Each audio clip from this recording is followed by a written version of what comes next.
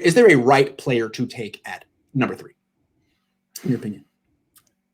Well, the guy that I personally like, and this is in order for me. So we assume that Lawrence is for sure gone. Zach Wilson may be there. I doubt it, but let's assume that he is. For me, I'm going Lance, Fields, Wilson. That's the order for me. Lance, Fields, Wilson. Wow, that's interesting. Yeah, I like Lance. I like Lance. I see what you mean.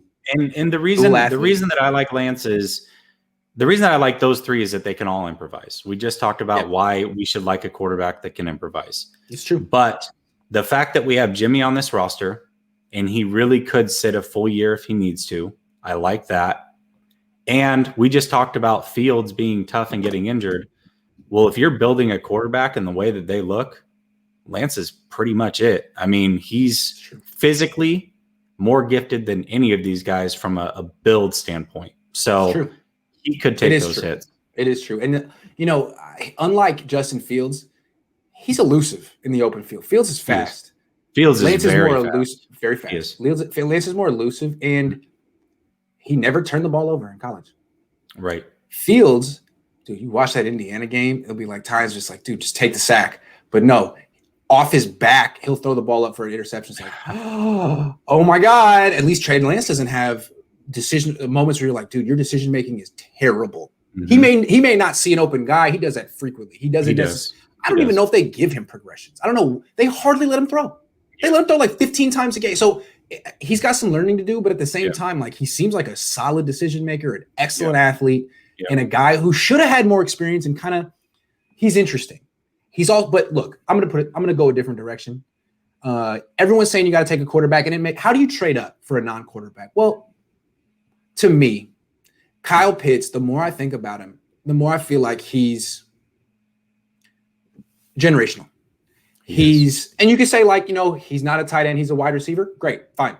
He's great. He's Calvin Johnson. He's 6'6". He runs a 4.44. He's an amazing route runner. I've seen him against J.C. Horn. I've seen him against Patrick. He's amazing. Yeah. Whatever he is, he's positionless. He's great. I have no questions about him. And if there were a quarterback like Trevor Lawrence, I would take Trevor Lawrence ahead of Kyle Pitts, no doubt. But after that, you compare you line up all the questions you have about all these quarterbacks and then make the list of the questions you have about Kyle Pitts. So, no, the Niners don't need a tight end. But do you draft for need? They already said they're drafting for their future of their franchise. Do you want to be the team that passed on Calvin Johnson? The Raiders were that team. They had reason. They needed a quarterback. And a lot of people like Jamarcus Russell. He threw a ball 70 yards from his knees. People loved that. It was kind of like the rolling left thing of 15 years ago. But you know what? There were a lot of questions about him too, about 800 throws in college, other things. And the Raiders made a bad choice because position dictated. I'm just saying, if the Niners are honest and they have questions about these quarterbacks, think about Pitts because he has none, and he is the kind of guy you trade up for, the kind of guy is a Hall of Famer, or you feel He honestly is the reason why I still think that there can be a draft day trade between us and the Jets. I could see them moving back to 3 because they just want Pitts no matter what, based off of everything that you just said. And they can still get him at 3, and we can have our choice of quarterbacks. So I wouldn't rule that out completely yet either. Something to think about. I know they probably won't. And it almost feels like Jed York told them, guys, you guys got to get a quarterback this year. I'm tired of waiting. And now they've done something out of character. And it's not going to be it. But Jed, if you're putting pressure, watch the Kyle Pitts highlights. You're really going to like him. Yeah. He's Vernon Davis, but a million times better. I'm serious. Okay, we got some questions.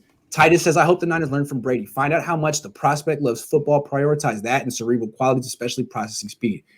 Yeah, I mean, they got that with Nick Mullins. You would like a little bit more physical gifts in that, but they get it. I mean, they saw Mullins and Garoppolo. They were gravitating to Mullins for these reasons. Yes, these are important things. They value them. Yeah. Someone named East Bay Chris says, longtime listener, Jesse, thanks for introducing us to this guy, Grant. What other NFC West team has the greatest opportunity to improve this draft? What do you think?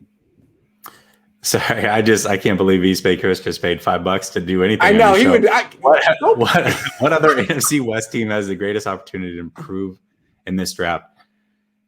Okay, I'm going to tell you what scares the hell out of me. And now that we've moved up, I feel like the best defensive player in this draft is J.C. Horn. and I have nightmares about J.C. Horn ending up in the Cardinals uniform. I think it's going to happen, and it scares the hell out of me. Okay, yeah, that's a good one. So, the Arizona Cardinals. I mean, the Seahawks never draft well. Well, they don't The have Rams a first don't round have pick. draft Rams picks. don't have a first round pick, so it's got It's to. I mean, Arizona. just by default, I'm going to go with the Cardinals because they have a first round pick, and if they get J.C. Horn, great. Here we go. Good question. Here we go. It's Pat Peterson all over again. We got to deal with that for the next 10 years. Good question. Now I owe East Bay Chris $5. East Bay. Next time I see you, drinks on me.